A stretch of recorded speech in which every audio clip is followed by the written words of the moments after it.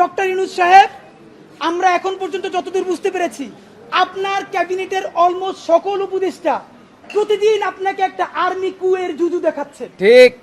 আপনি সচিবালয় সংস্কার করলেই আর্মি টেক ওভার করবে, আপনি যদি পিলখানার কথা বলেন আর্মি টেক ওভার করবে। এইটার একটা প্রমাণ কি দিয়েছে? বাংলাদেশের ছাত্র জনতার একমাত্র প্রতিনিধি বানিয়েছে তারা এনসিপিকে।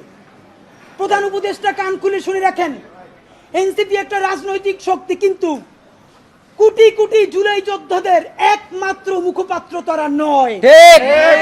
এনসিপি সমাবেশ করলে লোক কম হয় এর মানে এই না যে মানুষ জুলাই ভুলে গেছে অথবা জুলাইয়ের রক্তের সাথে সে গাদ্দারি করার কাউকে অনুমতি দিছে।